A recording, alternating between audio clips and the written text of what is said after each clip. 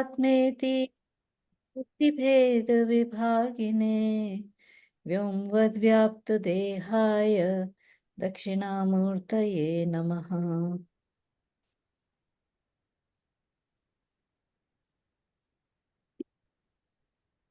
So I had posted few topics which I gathered from the feedback that I got. So let's start with avidya, ignorance, maya.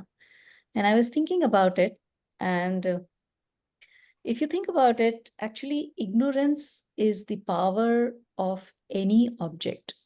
Any object that you see is hidden from us till we know it. So it is its power to hide. And if we are not able to know the object clearly, it can project it to be something different from the object is.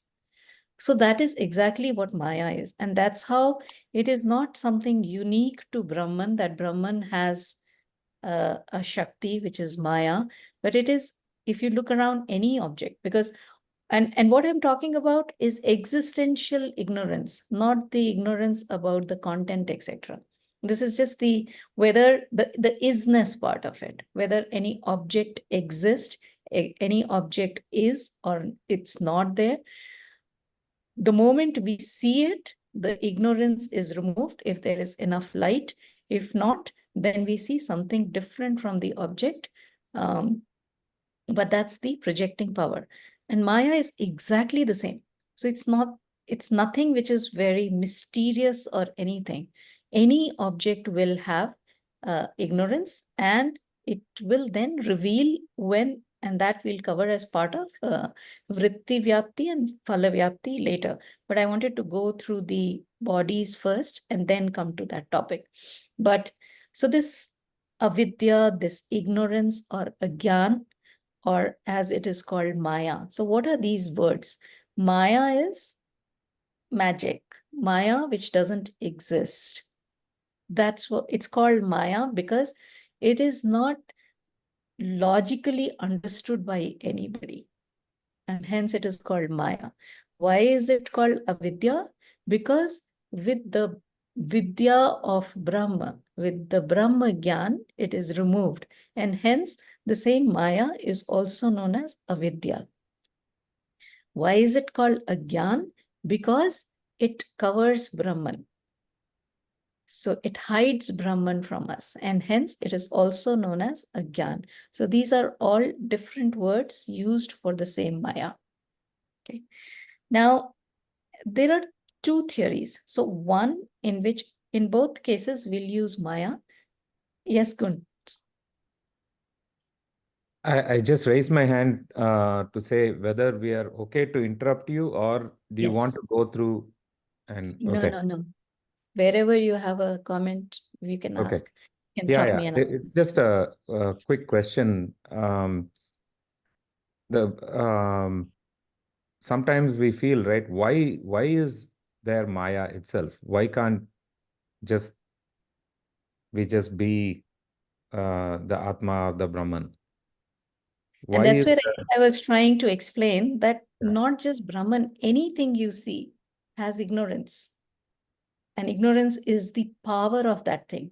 The other thing is, ignorance is not in our mind. We typically think that the ignorance is on our side, but actually the ignorance is in the Chetan where the object is. I can't say in loosely you can say it is in the object, but it is in the consciousness where the object is, because Yeah. the object itself is imagined or projected, and hence it's not technically right to say it is in the object, but it is in the Brahman where the object is.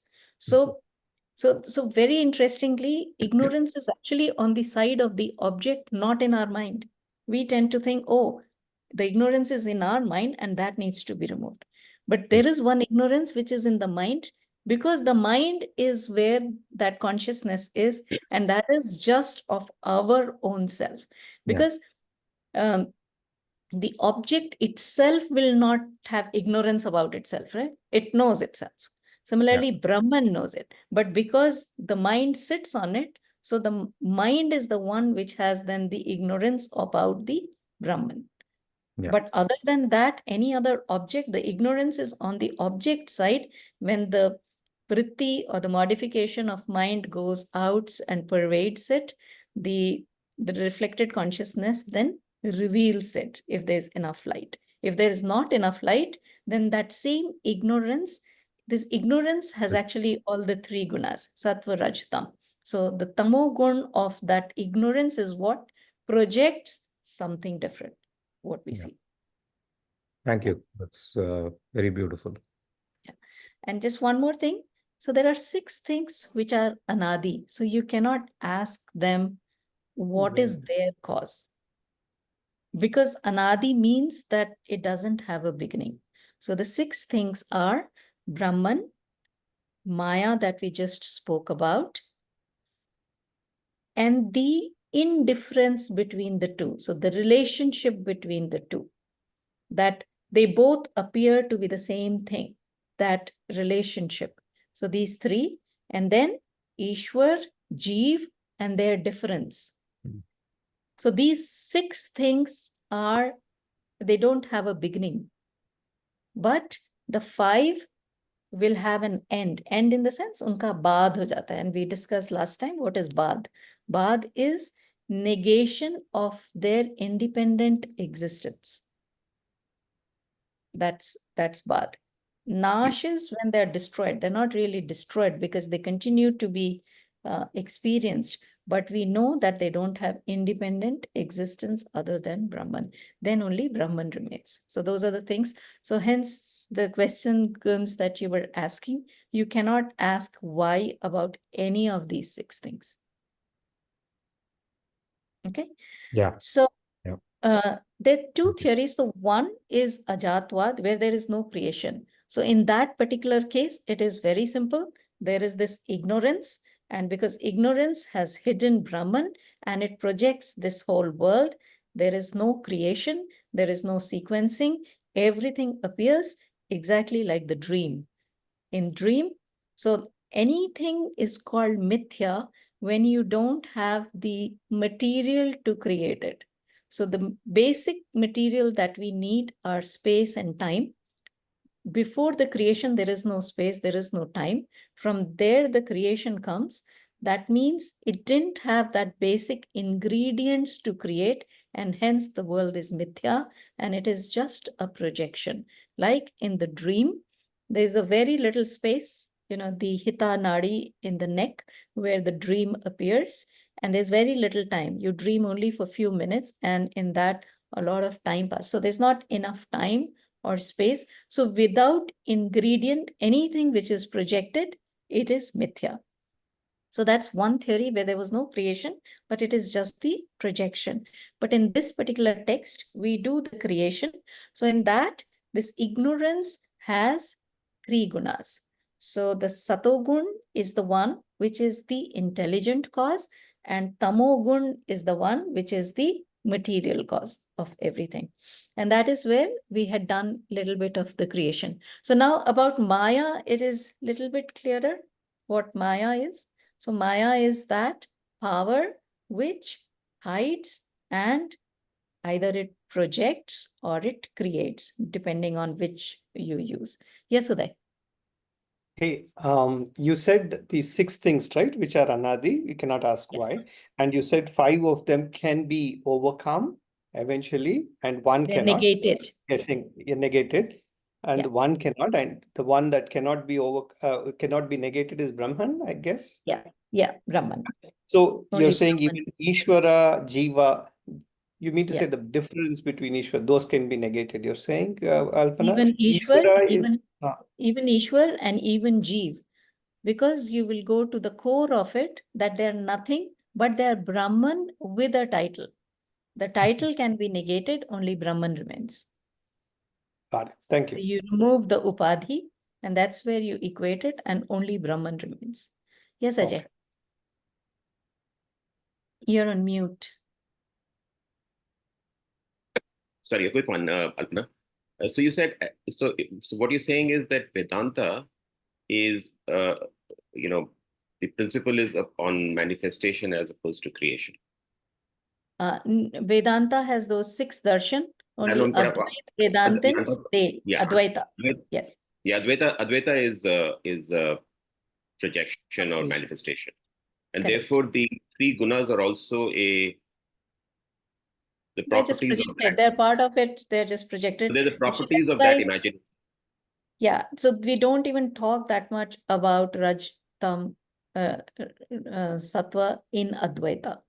It is more the Sankhya philosophy, which is taken by Vishishtadvaita, etc., where Prakriti is also considered as a real substance other than Brahman. So there, what is Prakriti? It's Sattva, Raj, Tam. So those are the three gunas, and then the creation follows. And in Advaita, the three gunas are again properties of that projection.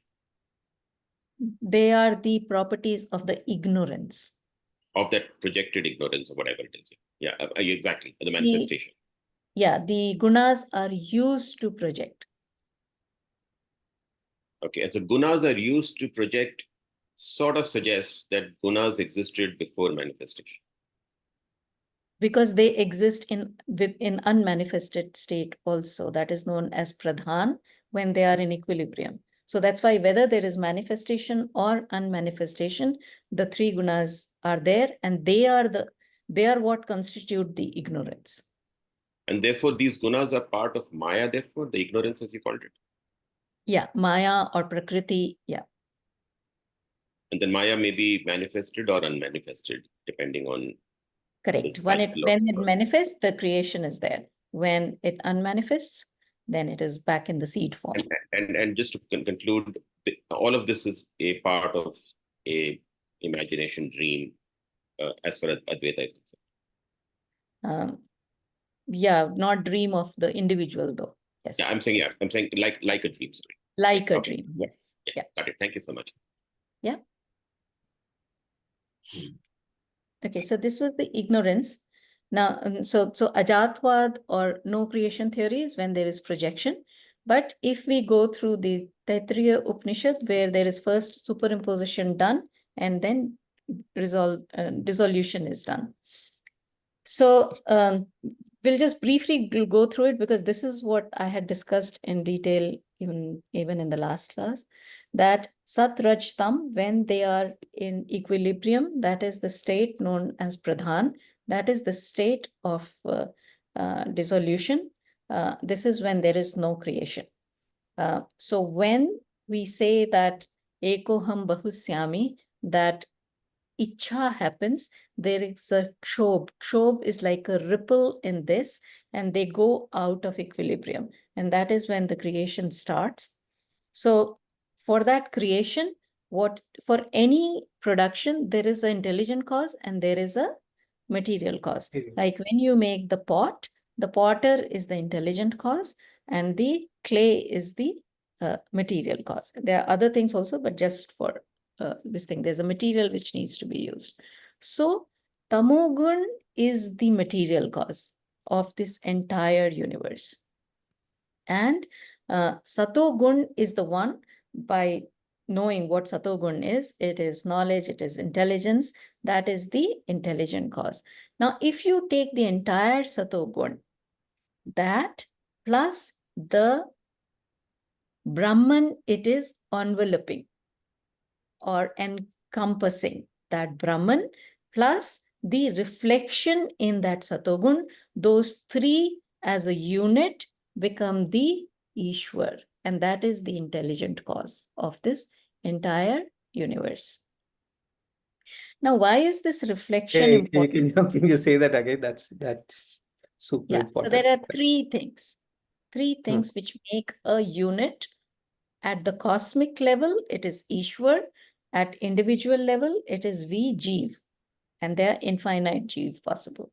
So now, first, what is the cosmic, that being? That is where you take entire Satogun that is available. That now, whatever Brahman it is encompassing or enveloping, that Brahman and the reflection of Brahman in this Satogun. Because Satogun is very clear, it is capable of reflecting. Okay. These three things put together is the definition of Ishwar. And this is the causal body of Ishwar. Causal body, it is the cause. It is the intelligent cause of this entire creation. Now, why is this reflection important? It is important for just us understanding to differentiate between living things and non-living things. Because if you just say it is something and encompassing that we use the Brahman, then why is non-living thing not appearing to be sentient, not conscious? So that's why we say the medium needs to be pure sattva gun or impure satogun, still primarily satogun, so that it is capable of reflecting the consciousness for that particular medium title to appear sentient. Okay. So those three things. Yes, Satya. So just two doubts actually. So, when from the equilibrium at Pradhan stage, because of some desire or some shob, it kind of the equilibrium gets disturbed. So what causes that? That's the that's one thing that I wanted to understand, because I think Yeah. that is where the causal body starts. Yeah. And the second is, on your last statement, that between sentient beings and insentient beings, the difference is, the reflected medium is mostly sattvic. So does it, by that definition, mean that anybody who is born as a human, assuming that they are or human, or let's say even animals, I don't know whether animals also, so they are um, primarily sattvic people. They have more sattvic compared to a tree or a table or something. Is that is is my understanding correct? I mean, these are the two. Yeah. So the first thing, the creation starts when our prarabdha karmas are ready for fructification. So they basically are in the seed state for a time, and when they are ready to germinate, this creation starts. So that is the starting point. So it is the starting point is the desire of the Ishvara to give fruits to the Jiva. So without Jiva's actions, there'll be no creation, because this creation is only to give results to the karmas of the Jiva. So that's one thing. Then the second thing is the Antahakaran is primarily sattvic, whether it is of any lower level beings or human beings or devatas. You just need a very little amount of zinc to be added to copper to make it bronze. So very little amount, 0.05% also is enough. So it is still primarily copper, but to make it bronze, and it changes the property. So all the jivas, infinite jivas that are there, their antahakaran is primarily sattvic. So that was the second thing. And the So, contrary also, Alpana, everything inanimate does not have sattva or rajas. It is only tamogun. no, so it has, so there's nothing which can have, actually everything has all the three gunas. Even when we say Maya, which is the upadhi of Ishvara, it is primarily satogun, and if you make as least as possible the rajogun and tamogun, that will be the upadhi. And when we say different jiva, it is primarily still 95, 96% satogun. Rest of it is a combination of rajogun and tamogun. Similarly, when we talk about this prakriti, it will be 90% tamogun and still there'll be rajogun. And like water is quite, it can flow, air can, There's rajas. so it has rajas in it. So that's why, but very little rajas is there. Got Yeah. it. Thank you. Quick one, Alpana. You said Maya is the Upadhi of Ishvara. Can you explain that? So Maya is the Upadhi of Brahman, which is known as Ishvara. So Of Brahman. that's Oh, why, yeah, like, okay. I am the person and I have the Upadhi of being the mother or the child or the colleague or the friend, right? Similarly, Brahman is the main person.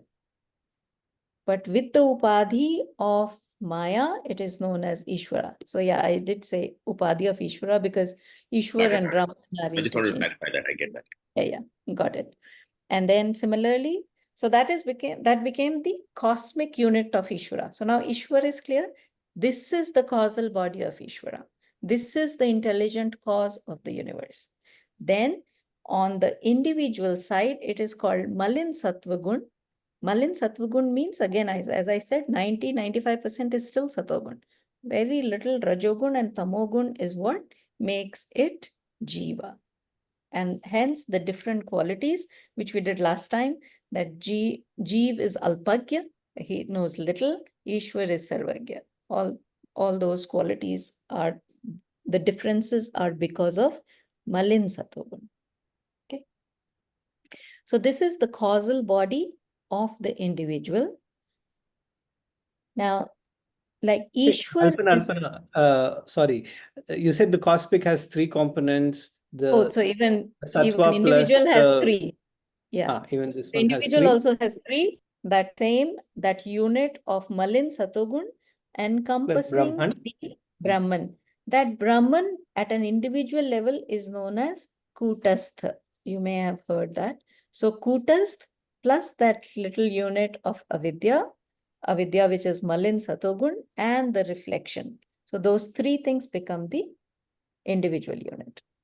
And so many combinations are possible because you take little Satogun and mix little bit of this thing, you get infinite number of jivas. Yes, Rajesh. Alpana, at this stage, can you please clarify what is Maya and Mithya? What's the difference between these two words? Okay. So Maya is the avidya or ignorance. Mithya is like truth or false. Truth or false, but the statement, I am a dog, is false. So that is mithya, right? Or false. Whereas, so mithya is a concept, but whether an object is satya or mithya is the is derived based upon the attributes. So that's the difference between Maya and Mithya. So Maya is Mithya. is the opposite. Yeah, sorry, Srini here. I think Mithya is the third state, right? It is neither Sat nor Asat. It is seemingly existent. It is neither existent nor non-existent, but it is seemingly existent. It is appearing to be existent. Yeah. Right? So examples for Asat are Khargosh ke sing. Rabbit doesn't have horn. Akash ke pushp, flowers in the sky. So those are the definitions which will not exist in any time, in any space, in any item. That is Asat. If it exists in all three, it is Sat. And Mithya is which appears to be existing now. It didn't exist earlier. It will not exist later. So the classical example is the dream example, right? Yeah. Okay. So another definition of mithya is which is produced without the ingredients of space and time. That is mithya. So that is another definition of mithya. Yes, Gunz. Hey, Alpana, I was going to just add the figure that you gave me earlier of Jiva and Ishvara, the three Jivas and the three states of the Ishvara, or the three bodies of the Ishvara. Yeah. The Stula, Sukshma, and the Karana, and then the same three equivalent states of Ishvara, and then Jiva Ishvara. That diagram was very helpful. So I'll send that out to, I think. Yeah, if you can, that OCRC, so the RM is different in the three. Yeah. Yes. Okay, great. Sorry, Yes? before you start, one more clarification. is the causal body of the Ishvara and the Jiva same, or is it different? The causal blueprint, I think, is the same wherever it is, right? Or So it will it be is the different for same. it. Because in Yes, ma'am. seed state, it is unmanifested, so there's no difference. But only when it is manifested, it's different. But in the seed state, in the potential form, what each jiva will store is their prarabdha karma, their this thing. Whereas Ishvara's thing has no karma. There's no karmas at the Doesn't Ishvara. that imply, Alpana, that because the causal jiva has the history of karmas, etc., Yeah. their individual causal bodies are different, or Yeah, no, the theory is that they're not, because they're all in the seed state. So there's one seed. There are not many seeds. So there's one seed which has everything.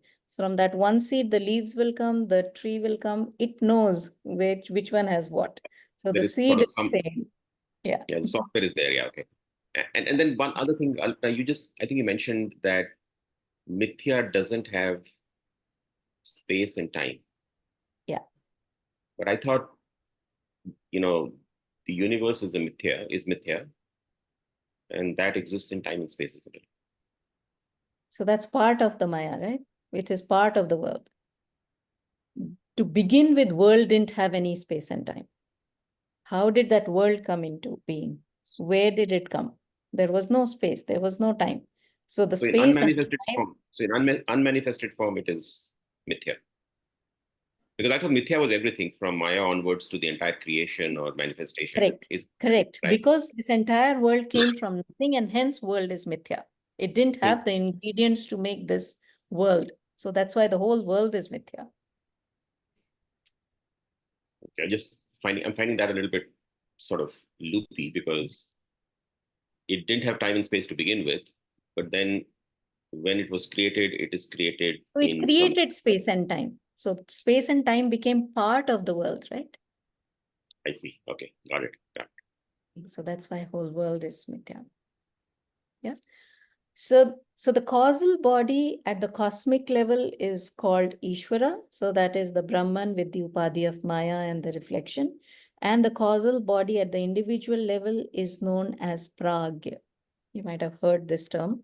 That is for the individual. And similarly, this is the Anandamaya Kosh at the cosmic level. Now, with the tamogun, the jad prakriti. So prakriti and vikriti are two terms. So the first is the prakriti, and then from what gets created is known as the vikriti. So to start with, pradhan is the prakriti. It doesn't have anything to create that. So that's the first angle. So that's just a pure prakriti. And then from there, whatever is created becomes prakriti and vikriti first, and then the leaf. If you see like a tree, the bottommost is the vikriti, which doesn't have anything created from that. So it's only just three levels. The first level is prakriti, and then the second level is the tanmatras, the five attributes, which are Shabd, Sparsh, Roop, Ras, Gandh, and then from there, space, air, fire, water, earth. Those elements were created. These are the subtle elements. Now, these are primarily tamogun, but they do have rajogun and satogun. So from the combined satogun came the antahakaran, which is mind, chit, buddhi, and ahankar. And from the combined rajogun of this came the five pran. So the five pran are pran, which is the breathing, the apan, which is the excretory. These are physiological functions. Saman is the digestive one. Vyan is the circulatory one. And Udan is the emergency response. So these five pran came from the combined rajogun. The four antahakaran faculties came from the combined satogun. Now from individual satogun came the organs of perception. From individual rajogun of the elements came the organs of action. So from Akash, from the Satogun came ear, and from Rajogun came the Vak, to speak. Air, skin, and hands, because when it's the touch, there's a tendency to grasp it or let go of it. Then from tej or fire is the eyes to see the form, and legs to either move to it or run away from it. Then water is the jivha, tongue is the organ of perception, and to procreate the upas, the reproductive organs are the action. And from Prithvi came the nose and the excretory organs. So this is the creation process. This whole thing is the subtle body. This is at the subtle level. And then from the gross body is by the Panchikaran, which we briefly discussed last time. These are the things which are perceptible to these organs, the gross thing. So the whole world comes from them. So this is known as the Annamaya Kosh, which is made up of the Panchabhut or Mahabhut, not Mahabhut, Mahabhut are the subtle elements, but the one after the grossification. And that is known as, in the individual case, it is known as Vishwa at the cosmic stage, which is combined total of all the bodies, all the world that we see becomes the Vaishwanar. That's the cosmic body, gross cosmic body. The central part, which was the subtle body, in case of individual, it is known as Tejas. At cosmic level, the same thing is known as Hiranyagarbha. Yeah. And then for the three sheaths, the Manomaya sheath has Manas and the organs of perception. The Vijnanamaya has Buddhi and the organs of perception. And the Pranmaya has the Pran and the organs of action. These three combined form the subtle body. Okay, yeah, Guns.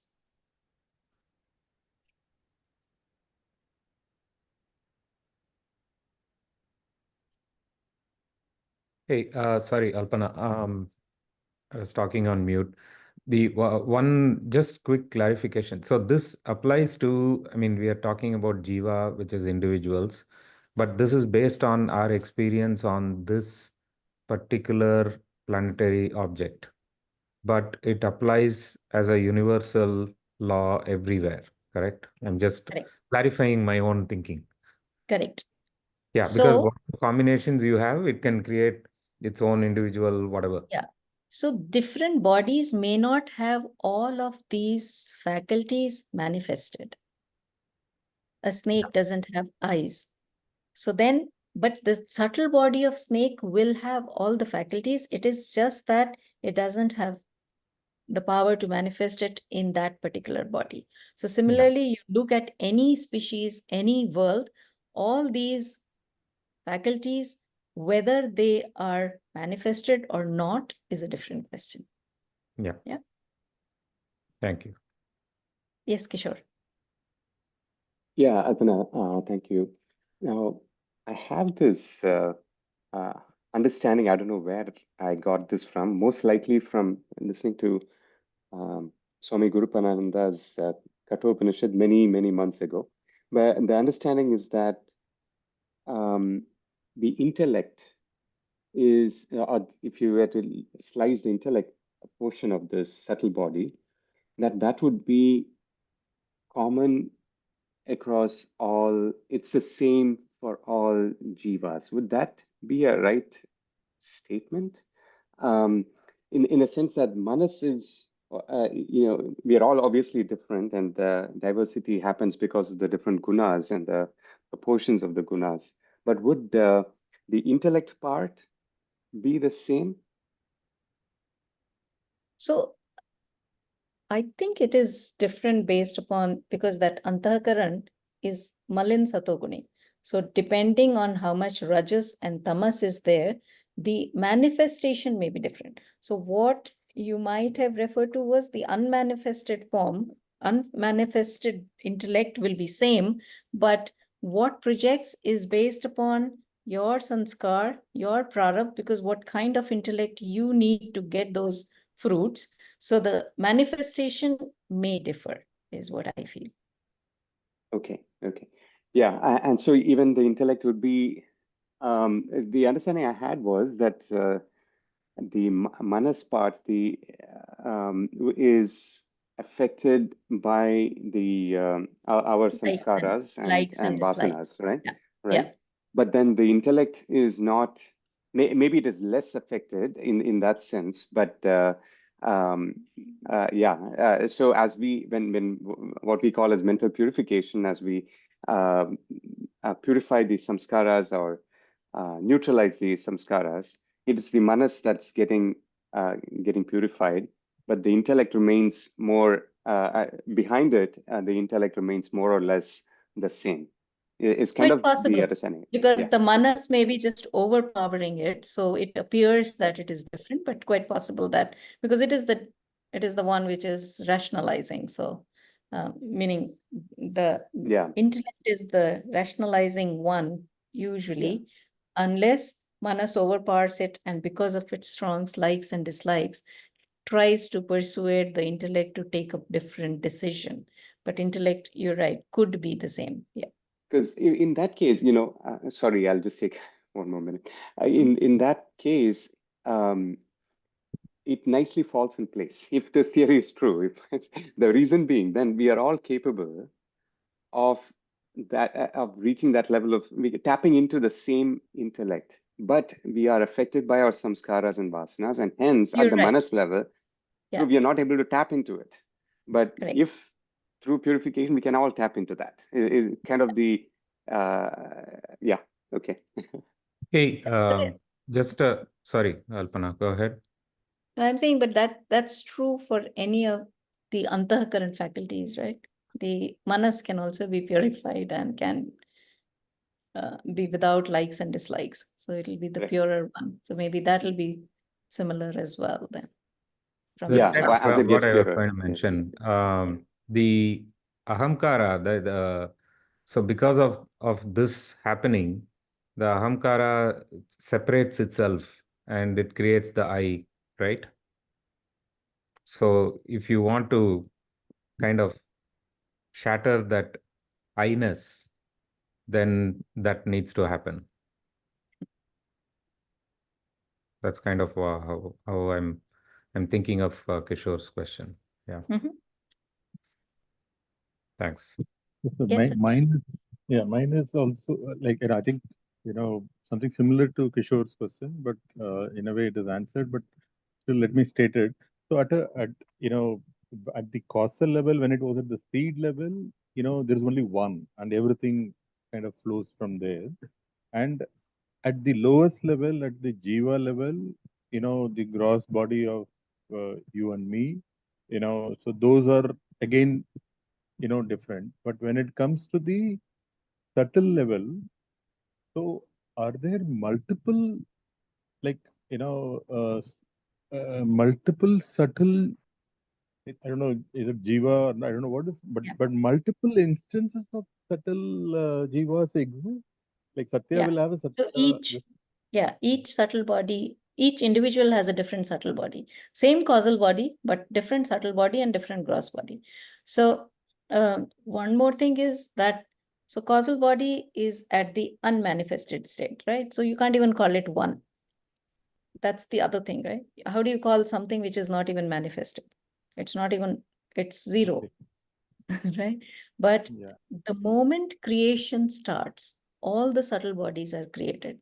So causal body never disintegrates. It only disintegrates at the time of liberation of the person.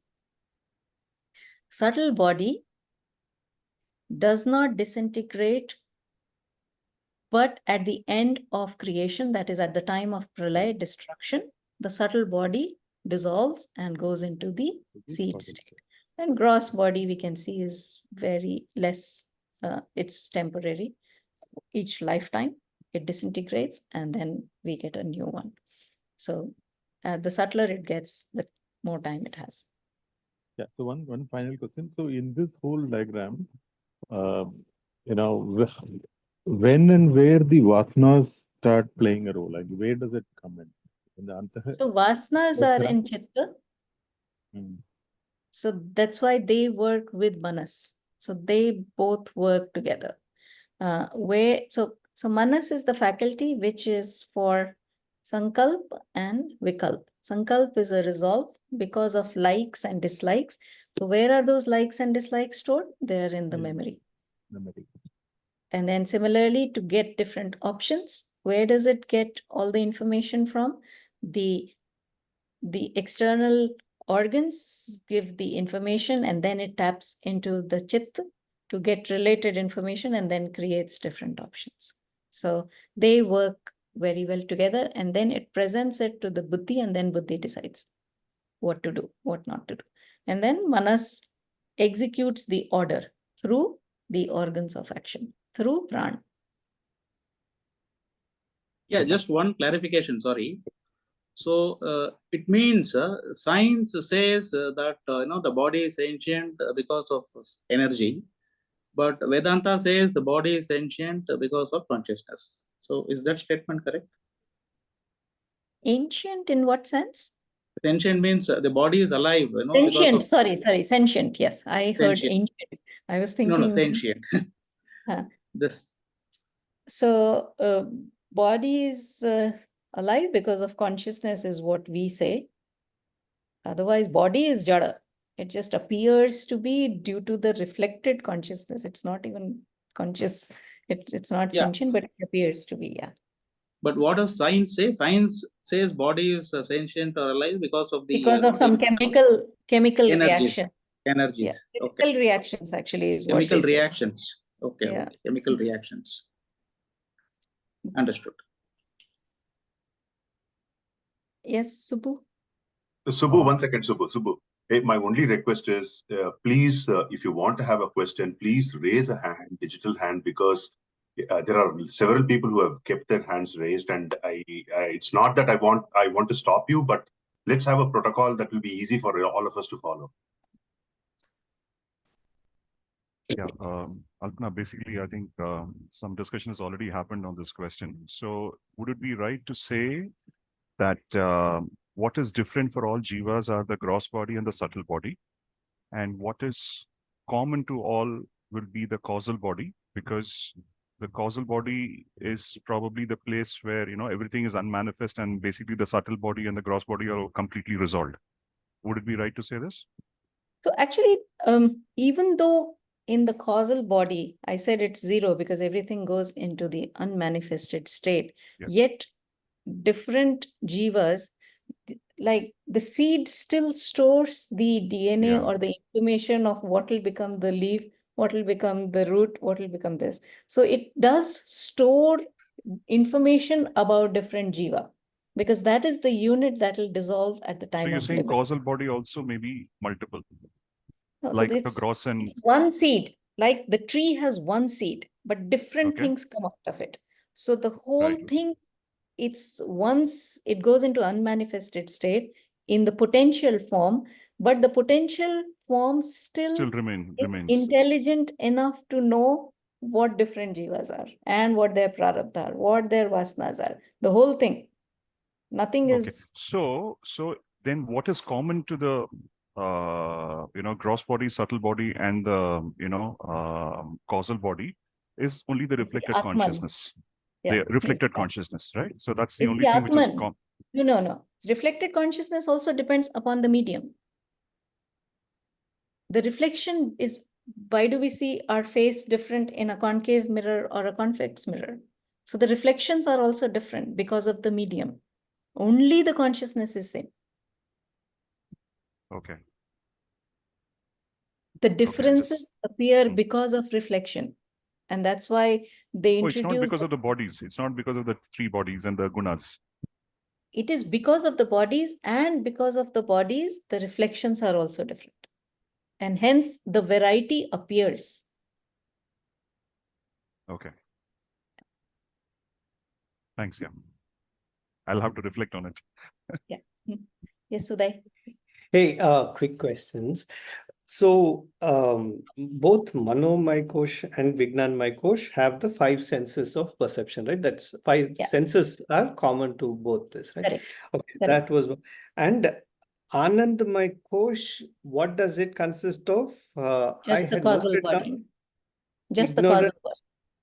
Yeah. The causal body is within the Anandamaya Kosh, right? No? No, they're the same.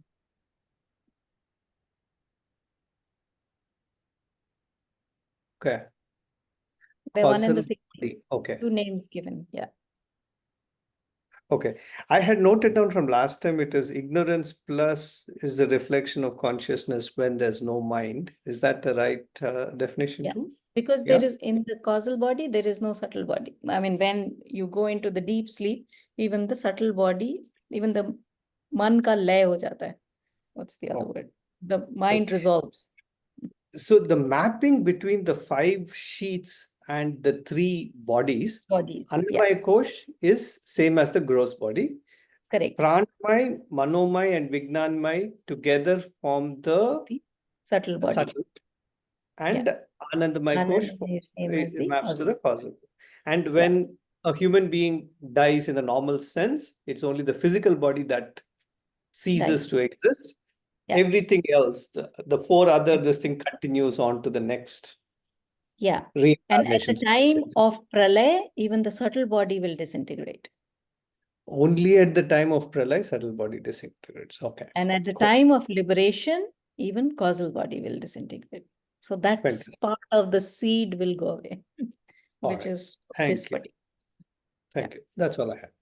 But you used a different word for dissolution, right? Sorry, disintegration, right? It is at the time of pralay. It's not that the subtle body gets disintegrated, but it kind of it integrates into one. I mean, you used a Lay ho different jata hai. That's why lay is the word resolves. Okay. It Resolve. resolves into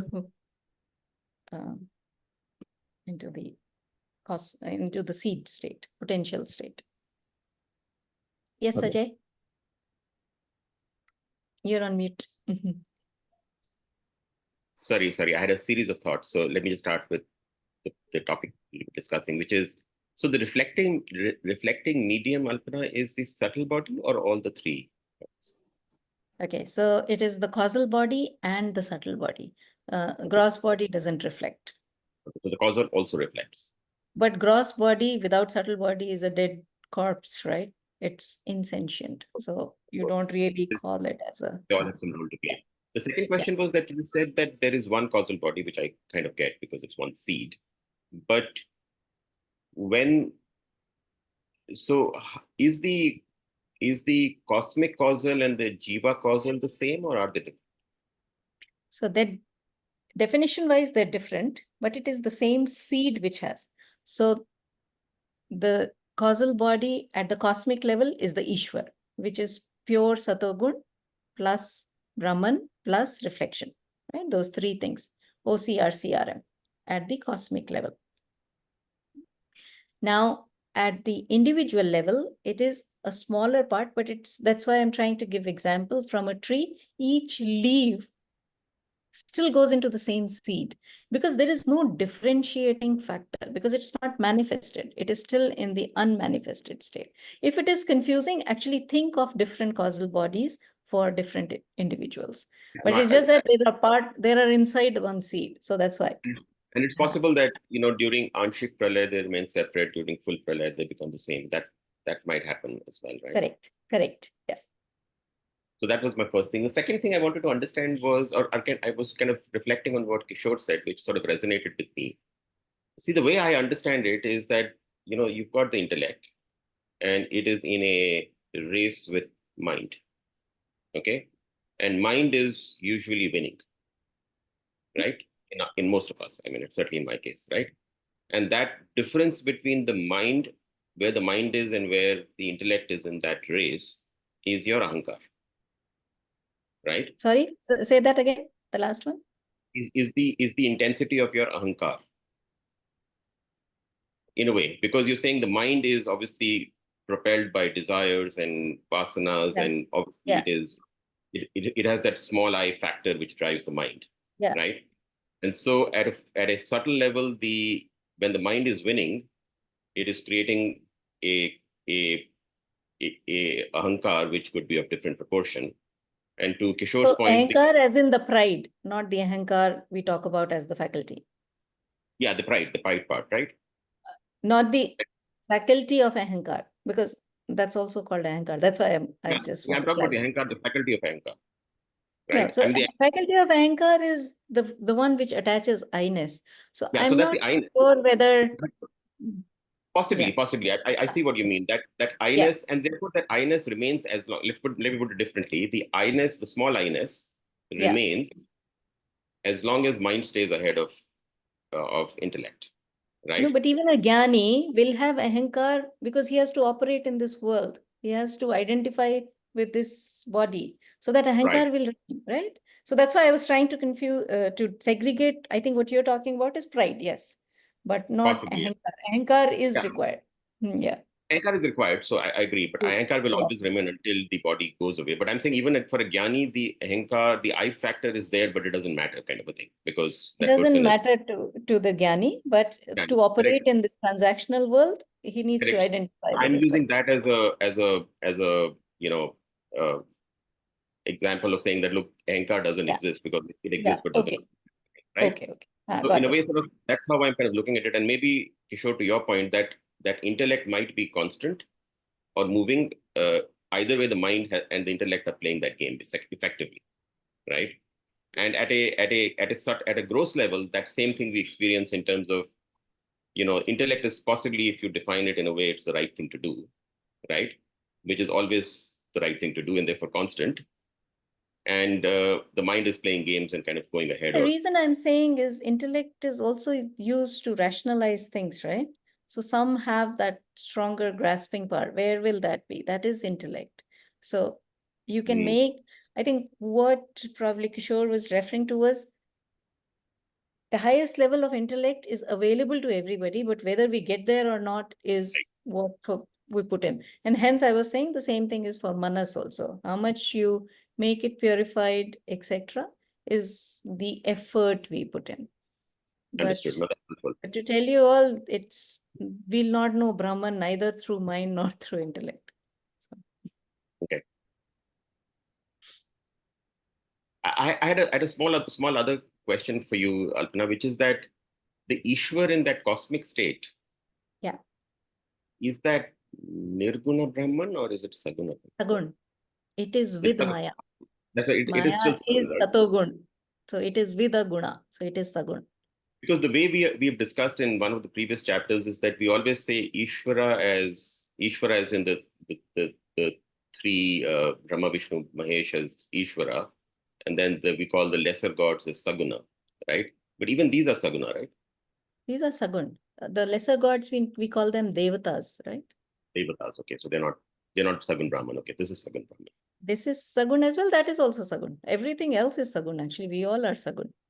But in case of Ishvara, but the thing is, Ishwar is never in a doubt. He knows he is Brahman. That's why it is also known to notify Nirgun Brahma, Ishwar. That's why the confusion. See, the moment that's the upadhi of Brahma, or Nirgun upadhi of Brahma. Yeah, because the moment you give a word, actually Brahman word itself becomes Sagun. But we know that we are referring to Nirgun using Brahman. So we tend to stick to Brahman is Nirgun, Ishwar is Sagun, and then rest everything will follow. Okay, that's thank the you so much. terminology we use. Yeah. Yes, Kishore. Yeah, a couple of questions. One, again, is more of a comment that I'm confirming. So karma, right? When you look at karma, my understanding is that the karma balance, the punya and papa, is actually stored in the causal body, right? And hence it travels along with causal and the subtle body travel after death, and hence that's how the next birth and everything else happens, right? So yeah. And also the reason why any action taken during a human birth, which is the only time actually we can alter the karma, right? The karma balance can only be altered because we have the. It can only be increased. It can be reduced by other jivas, right? Because that's where there are bhog yoni. So you can reduce the karma balance in this. Yes. But you in can terms of alter increase the increase the punya is only through human birth, right. and hence we can leave it in a better place, so to speak, Correct. the causal body. Okay, good. That's one. Yeah. So just to close on yeah. the first one, whenever Sure. we say gross body, it cannot exist without subtle body and the causal body. Similarly, when we say subtle body, it includes causal body. When we say causal body, that only refers to just the causal body. Rest everything, it has to be there. It cannot exist without the previous ones. Yeah, layer. Yeah. Yeah. That makes a lot of sense. A question on the reflected consciousness, right? So in meditation, as we go deeper, cut through the different koshas, right? We often we talk about being the witness, right? You're able to, there is a witness, you become the witness of your thoughts, of your of the perception, what have you. What is that witness? Is that the reflected consciousness or the original consciousness? It is still the mind with the reflected consciousness. And the mind with reflected, but it is able to observe the mind. So in that sense, it cannot be The the mind mind. is both the subject and the object. Mind is But it capable is of seeing itself. okay. So it is still the reflection. The witness is still the reflection, and in a nirvikalpa samadhi state, or in a higher level, yeah, as you go into of absorption, you become one with the original consciousness. Is that actually even nirvikal samadhi comes and goes? So yeah, but even for that short period of time, if you will, would they? the jnana is still there. That ignorance is still there. Correct. And but during that time, they are one with the original consciousness at that time, or it would still be reflected consciousness. It is still, if you're experiencing it, it is still reflected consciousness. If it's an experience, right? Okay. But that is the point, we have to use that experience, right, to turn that 180 degrees, who it is appearing to get a sense of what that Brahman is. But that's the witness I'm talking about. But even the witness of the thoughts and perceptions is one level, but then you're saying there's one more witness beyond that, which is the original consciousness, is kind of what you're saying. Actually, you can never experience it, no? So you can't. Correct. You Yeah. just You can't grasp experience it as a concept. As a concept. Yeah. Yeah. Yeah. So just on that, Alpana, if you go to, if through the process of meditation, you go to Nirvikalpa Samadhi, etc., do you get to a state where the witness is OC, or is still mind plus RC? It is still RC. Any experience will involve RC. So anyone, when we say they are in samadhi, or in the higher states of nididhyasanam, in terms of enlightened, when somebody is enlightened and they're able to claim that, right? Not externally, but they know they are. What have they seen? What have they experienced? Like they are obviously able to be one with reflected consciousness, but then are they able to then turn around and see the original consciousness? The words are not. The words I know, are that's not.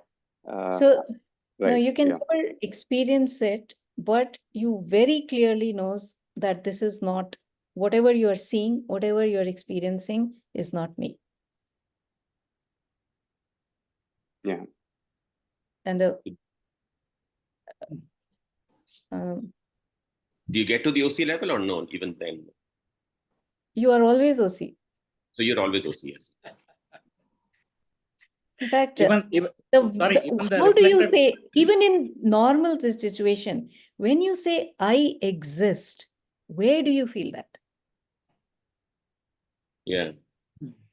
Yeah. But when we, okay, The moment quoting, you try to call it as an experience, yeah, it I know. becomes, yeah. No, I think those are words. We are struggling to say the words, but then I think we're getting the point, and I'm Yes, going I think to I got the point, but I'm saying it's very hard that I think even just using this, I exist, where is it coming from? Where is I that existing? If you even just try to, even without samadhi, with open eyes, just yeah, exactly. try finding that out. So I'm one of the statements in Rupert Spira's book. I thought that it stuck with me, and one thing he says is, just imagine complete, infinite, open space, right? Correct. To start with, he says it's infinite open space. There's nothing there. There's no creation. Nothing has happened. So it's complete, just infinite space, right? And then he says, just add awareness to this infinite space. Just imagine, like again, it's an imagination. Just add the quality of awareness to this infinite space. There's nothing else at this point, no objective anything. Just the quality of awareness alone, you add it to this, right? And now he says, like, just go back to that. I mean, that's kind of the way to think of. He obviously uses the word awareness, but I'm connecting that to, it's an analogous to original consciousness in how he explains it. Would that be kind of right, like way to think about it? You're right, because till in the previous example, you still had the identity that I am experiencing this, right? So so the space is closer definition than the samadhi I. Yeah. Because it has to go away from the whole body-mind complex. Yeah. That it is something different from this. So hence, these instruments can't be used. Yeah. So it is almost like, blow up the balloon and puncture it. What happens? It's something, experiences are something like that. Right. So. I'm just wondering, because in meditation, the glimpses that you get of being one with just consciousness, and you've cut off from subtle body in that sense that you're not even experiencing thoughts. Is that reflected consciousness, or and that's kind of after the fact is what I'm looking at. I mean, obviously not during that time, there is no thinking at that time, but then after the fact, looking at it. But I think this is useful to understand. Thank you so much. I don't mean to butt in, but we're also talking like deep sleep is where I'm aware that I slept, but I'm aware of no thing, no world, no mind. In samadhi, there is no world, no mind, but I'm awake. And that's how it's defined as different. You don't add awareness, you reveal awareness. And space is objectified. Space does not objectify awareness. Awareness, you know space. Space does not know you. But point I'm trying to make, Alpana, is that, as Swami Dayananda says, the problem with Nirvikalpa Samadhi is you come out of it. But during it, you are eternal. Half an hour eternal, 15 minutes eternal. But you are awake to there being no subject, no object.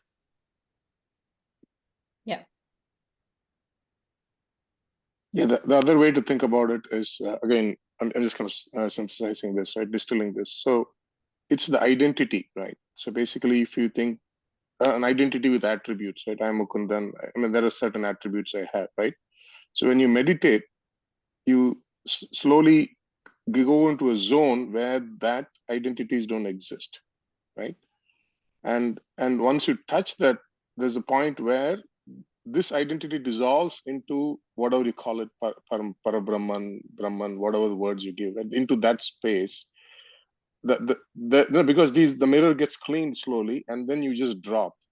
And if you always like reflect on the zone of dropping, you at that time you don't have this identity, that you won't have any of that. It's very difficult to explain that experience, right? Yeah. It is just there, right?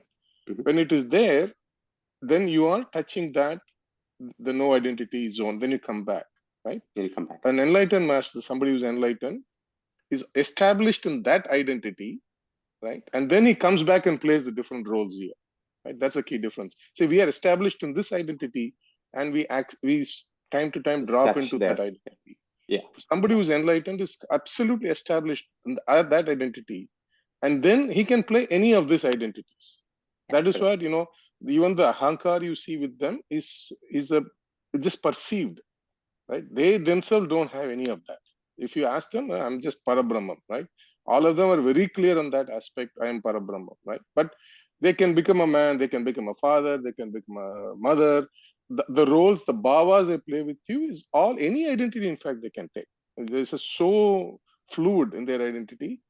They could just be the Parabrahman for you, and suddenly they can become a loving father. And then again, like 5 seconds, or an angry teacher to you, right? But all of that is just the perception, and they are playing the game, knowing that they are the Parabrahman. That is why it is for them. It's a leela, right? It's a game, it's a play, right? Whatever you are suffering, okay, I am helping you to suffer. You're healing. You're having cancer. I'm healing. All that is a leela from their point of view. That's one way to kind of understand that. Yeah, I also wanted to just add that the default state is different. The default state is I'm Brahman, and then there's a little bit of effort required to play any role. Whereas for us, our default is that I'm this, and then there's an effort in samadhi or in any of that to be in that state. Yes, Rajesh. Okay. Alpana, it's fascinating discussion, and I think the questions were amazing, and thank you for clarifying all of them.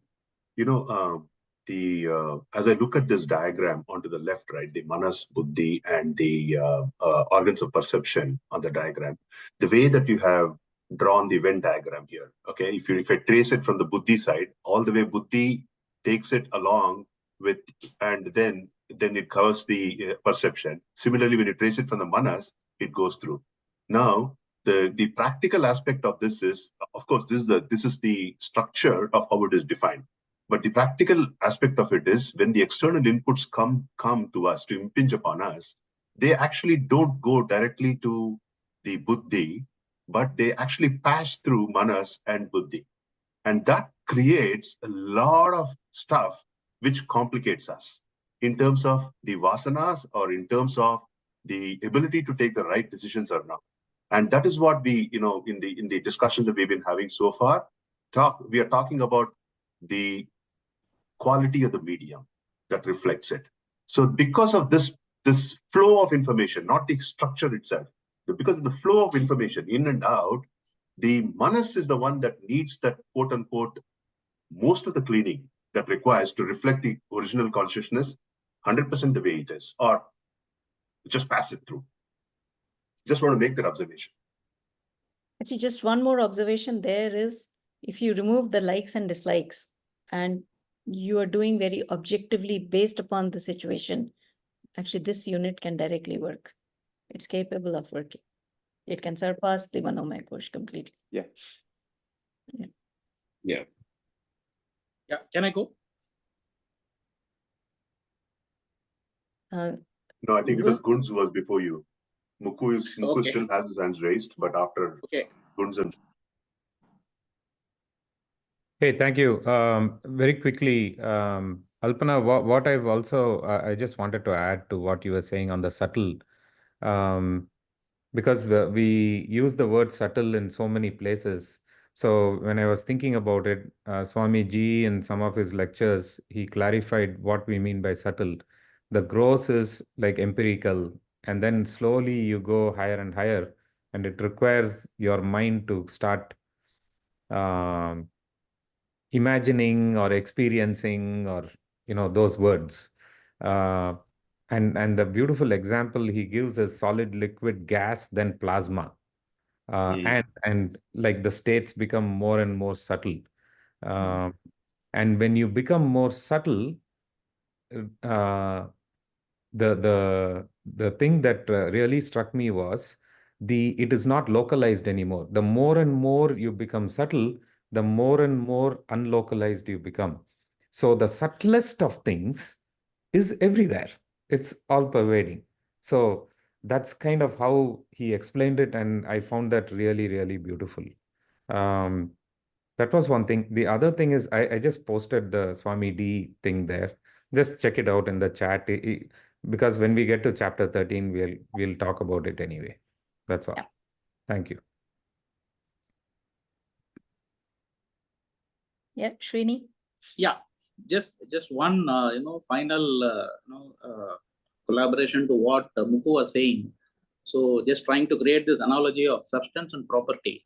So we are always established in property and trying to look for the substance, but it is the other way around. We have to be established in the substance and then understand that the entire world is a property.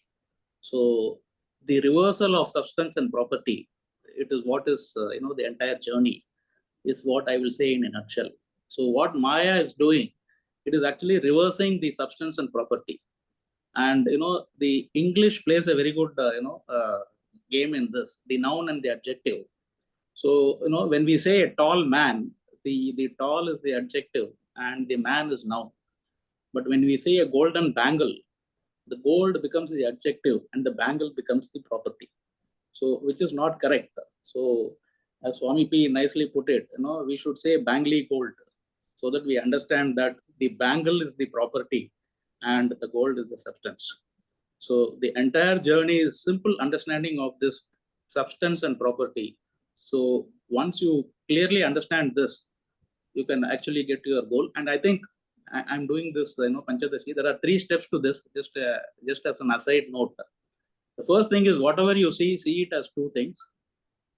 See it as a name and form and also as a substance. That is number 1. And second, try to differentiate the name and form from the substance. And finally, get established in the substance. So the 3 simple steps which is required. Of course, it will take a long years to understand and assimilate this. But I think the journey is, understood. But again, we are stuck on how. The what part is understood, but the how part is still continuing. So with this, I thought I will, conclude my understanding. Thanks. And just a couple of more points for just this body's topic, because it's going on. So the gross body is a temporary residence. It is the Bhog Aitan, house of experience. Whereas the subtle body, the lifetime is of the entire creation. And it is the Bhog Sadhanam, instrument of experiences. And the causal body is undifferentiated. So there is nothing there, because the instruments for experiences are not there at all. And one more point was, because we were discussing Ishwar and Jeev. So Ishwar has created, projected whatever we see outside. And that is what we see through our organs of perception. So there it is the Pramata, Praman, Prameya. So Pramata is the one who's the knower, who has these instruments. And then instrument becomes the Praman, like the eyes, and Prameya is the object. So that is all which the Ishwar has created, projected, manifested. What we do as a Jeev is Manomay, which is internally the emotions, the responses that we create. So they say, for Sukh Dukh, it is not the Ishwar Srishti which creates Sukh Dukh. It is the Manomay Srishti, the Srishti that we create inside because of our likes, dislikes, and otherwise also. There's a very nice example given in this. Suppose there are two people and their two sons have gone for higher studies. And this is talking about those days when there was no phone, etc. So somebody was coming. So apparently one of the son died and the other person was doing very well and got promoted. So they said, okay, when you go back, give this information to, their respective fathers. The person, he reversed. So the person whose son was alive and doing well, he was given the news that your son has died. So even though in the Ishwar Srishti, that person still lives on and is doing well, but the father was mourning and crying over it. So I think they say that it's not the Ishwar Srishti which is the cause of Sukh and Dukh, it is the internal one. So internally what he perceived, what he got was the cause of the experience or the bhog. So with this, I think, yeah, we managed to cover the bodies. I don't think, just one more thing, the three subtle bodies. You might have heard about Ichha Shakti, Kriya Shakti, and Jnana Shakti. So the subtle bodies, the Pranamaya Kosh is the one which acts. So it is the Kriya Shakti of the body. The Manomaya Kosh is the Ichha Shakti, which desires, which has likes and dislikes. And Vijnanamaya Kosh is the Jnana Shakti. So the three Shaktis that we talk about, they are in our subtle body as Ichha Shakti, Jnana Shakti, and Kriya Shakti. So I think those were the points which I had written. Yes. Alpana, we're almost coming to the end of the session, and I was thinking about, just if you can take a few minutes, I request you to pause for a few minutes, and if you can take the topic what we wanted to discuss, right? So, given the paucity of the time, here is what I would suggest. Rick has done some shortlisting of the topics, and unfortunately, I've not had the time to look at it because I just saw it in the morning. But I also feel that given that we have covered such a vast amount of book in a very, very beautiful way, may I request you, please, can you take a look at what Rick has suggested, okay, in terms of the pages, and then tell us, okay, which are the specific topics that we would think we would probably want to go down a little bit more deeper, so that we don't go through the entire Tattva Boddha book. At the same time, we don't completely neglect it, because I personally feel, and I was benefited by it. Before we start chapter 13, we must do Tattva Boddha once. So therefore, we need to have a via media path. So I'm going to quote unquote push the responsibility onto you and Rick now to get that chapters done for us. Yeah, perfect, Rajesh. Okay, cool. That means we don't need the 15 minutes, and we can let Alpana roll for a few more minutes. And can I just say here, Srini, you always make yourself such an available target. You can't talk about time because you're projecting it. There is no time. We are who we are endlessly, always, and we're never separate from who we are, if you don't mind. And again, with all of this that's being said here, and it's beautiful, Alpana, and your ability to articulate it is so beautiful. I just, again, want to underscore to everyone that we are never other than the truth of our nature. We are never other than awareness. Yes, of course, we have to claim it, as Swami P likes to say. We have to make it ours, but we are never other than who we really want to be. Perfect.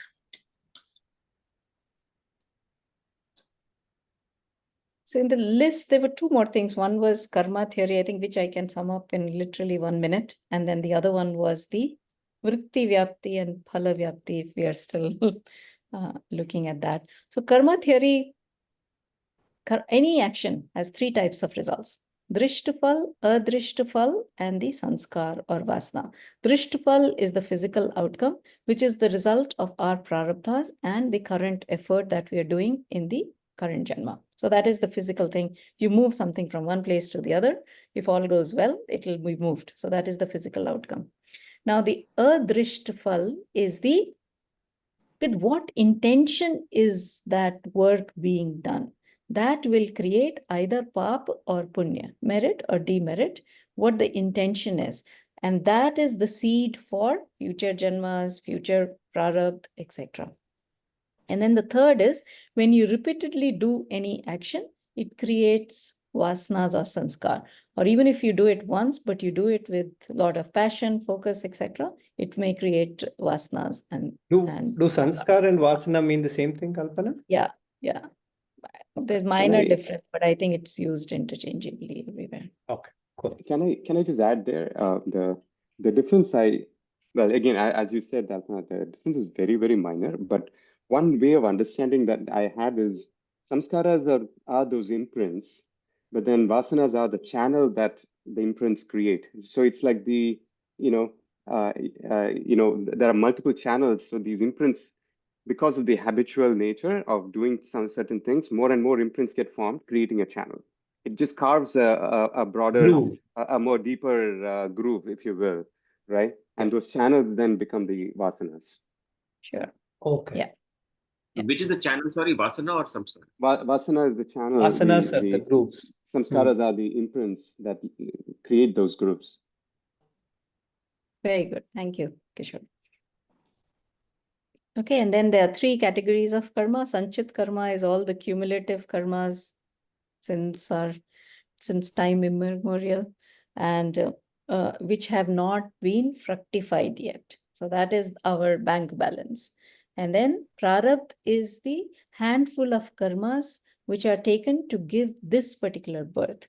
So there are certain situations which will come in this birth, but whatever we do in this current birth, which creates the agami karmas, those are the karmas. They can either lessen, whatever the outcome needs to be, unless it is a very strong prarabdha.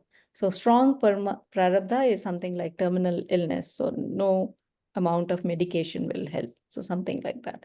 But in most cases, we can do something. So that was a little bit of karma theory. And I think, oops, how do I go to the next one? Alpana, one quick, I just raised my hand, very quick clarification. So, actions done by Jnani's body after enlightenment is agami for the Jnani, but it's also part of the prarabdha for the Jnani, right? No. So once he's enlightened, he doesn't have any karmas. So He even doesn't have prarabdha any is karmas, for but the others to prarabdha see. has to take its course, doesn't it? Or is Prarabdha that take, agami doesn't. Prarabdha also, but he doesn't associate with that body as his, Body. right? Got it. So Got his it. prarabdha. It is Okay. that body's prarabdha. And what they say for the agami one, they say all those who respect this, whoever that enlightened person is, talks good about it, they get the punyas. Yeah. And all those who say bad things about that person, they get the Lined up. papas. Got it. Thank you. See, the enlightened being, one comment, enlightened being doesn't, they've gone beyond the karmas. Correct. So if somebody goes in front of them, they just reflect what you need. So whatever you see as their karma or whatever you perceive is your reflection of the mirror. So basically you go in front of an enlightened being for a darshan, you ask a question, the response is just as a mirror. What you need, that mirror will tell you. That mirror itself doesn't have anything. That's a way to understand that.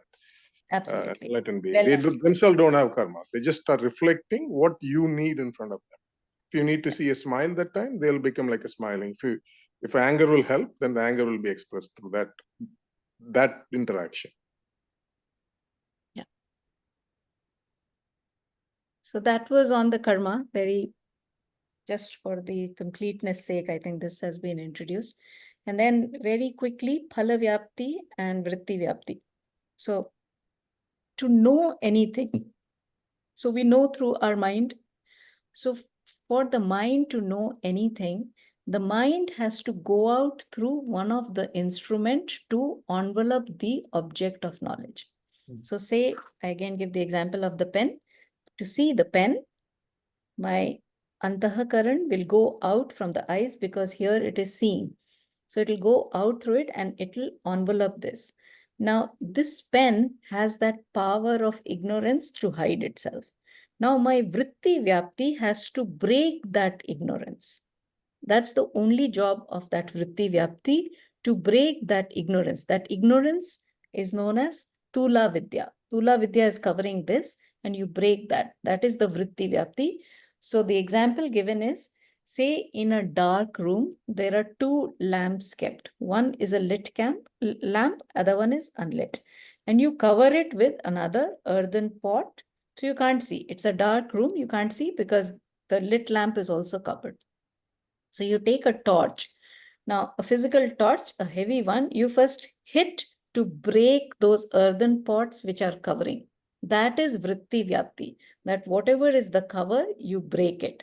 Now, if it is an unlit lamp, which is inside the broken cover, you need to switch on that light to see that unlit lamp. That is the job of the reflected consciousness in that vritti.